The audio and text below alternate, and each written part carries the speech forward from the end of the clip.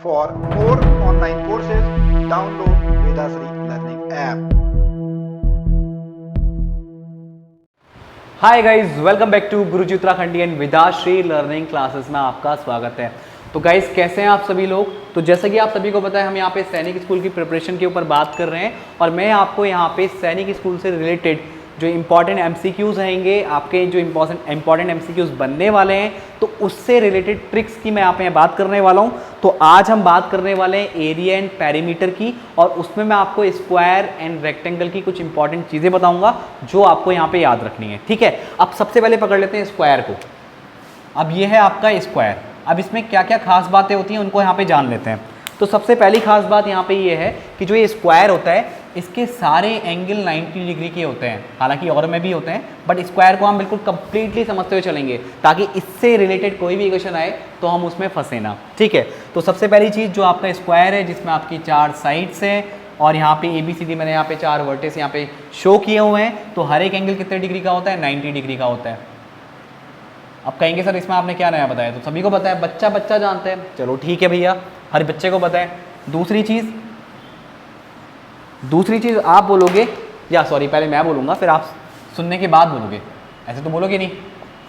अब स्क्वायर के अंदर एक चीज़ ये होती है कि जो उसकी साइड होती है, जैसे मान लो अगर ये साइड x है तो ये वाली साइड भी x होगी, ये भी x होगी, ये भी x होगी।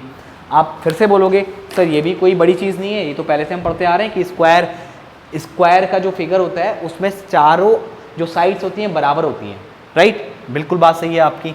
अब इसमें होते हैं डायगनल्स, ये BD, ठीक है, ध्यान रखना, ये आपका BD और आपका AC, ये आपके इसमें दो डायगनल हैं।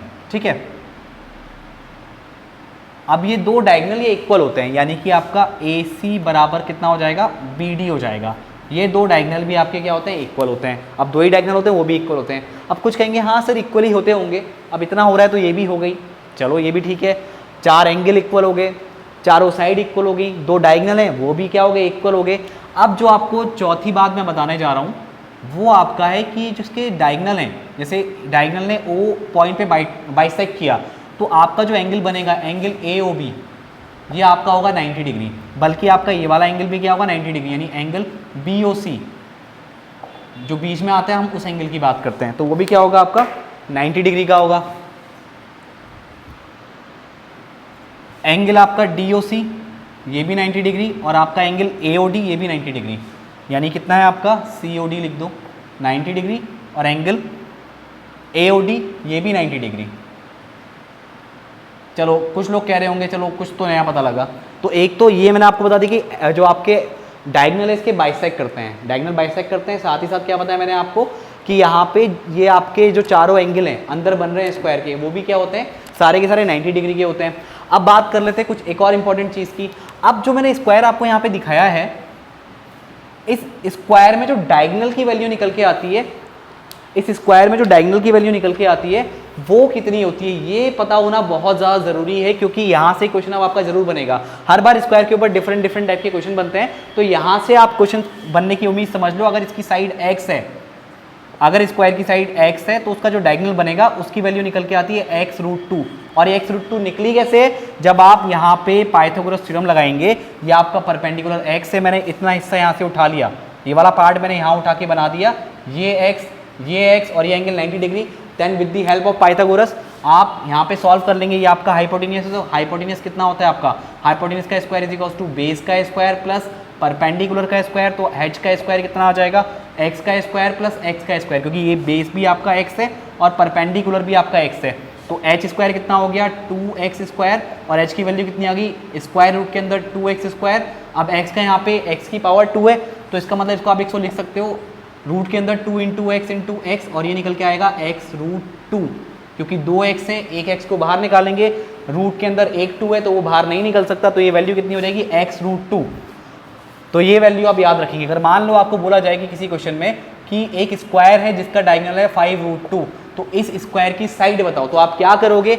आपको पता है स्क्वायर का डायगोनल कितना होता है? x√2, जहाँ पे x के स्क्वायर की साइड है, तो इसको आप रख दोगे 5√2 के इक्वल, √2 से √2 कैंसिल हो जाएगा, तो x की वैल्यू कितनी निकल के आ जाएगी? 5। तो ये चीज़ आपको यहाँ पे ध्यान रखनी है। ठीक है गाइस, तो अब बात कर लेते हैं हम किसकी? हम बात करते हैं अब यहाँ पे रेक्टेंगल की, ठीक है। अब गाइज हम बात कर लेते हैं रेक्टेंगल की। तो रेक्टेंगल ये आपका हो गया, इससे पहले हमने बात की थी स्क्वायर की, ये आपका है रेक्टेंगल।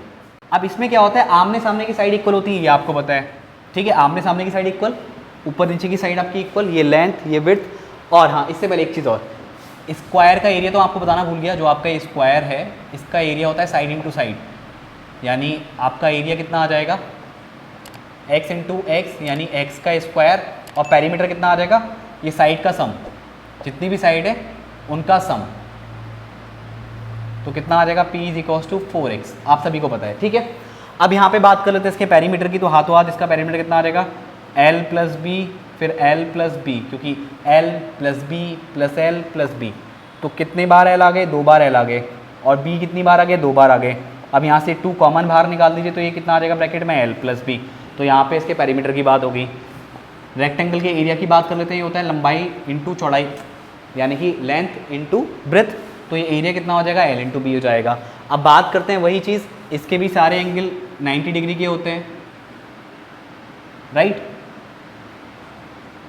2 डायगोनल होते हैं, वो भी एक दूसरे को बाइसेक्ट करते हैं, राइट। मतलब आपका A B C D, तो आपका एक डायगोनल है AC और एक डायगोनल है आपका BD, ये बराबर होते हैं। और यहाँ भी सारे एंगल 90 डिग्री के होते हैं, ठीक है। अब ये बताने की ज़रूरत नहीं है, ये मैं पहले आपको स्क्वायर में बता चुका हूँ, ठीक है। अब सबसे खास बात जो बताने जा रहा हूँ वो ये है, जो रेक्टेंगल का डायगोनल होता है वो आपको डायरेक्ट फॉर्मूला याद रखना है। जो ये डायगोनल निकल के आता है, ये आपका विड्थ है, ये लेंथ है, and with the help of Pythagoras ये आपका निकल के आता है l का स्क्वायर प्लस b का स्क्वायर, राइट। तो अगर आपको किसी रेक्टेंगल की साइड के बारे में पता है, उसकी लेंथ पता है, उसकी विड्थ पता है, तो आप उसका डायगोनल निकाल सकते हैं। हम फॉर एग्जांपल अगर ये जो आपका रेक्टेंगल है, इसकी लेंथ है आपकी 4 और विड्थ है 3 मीटर, लेंथ 4 मीटर, तो इसका डायगोनल कितना निकल के आएगा, diagonal d is equal to आपका हो जाएगा स्क्वायर रूट के अंदर l का स्क्वायर प्लस b का स्क्वायर, और ये हो जाएगा आपका 4 का स्क्वायर प्लस 3 का स्क्वायर, और ये आ जाएगा रूट के अंदर 4 4 जा 16 प्लस 3 3 जा 9, यानी रूट के अंदर 25, और इसको आप लिख सकते हैं 5 मीटर, क्योंकि 25 का स्क्वायर रूट कितना होता है, 5 होता है, राइट। तो यहाँ पे आपको ये बेसिक चीज़ें यहाँ पे ध्यान में रखनी है।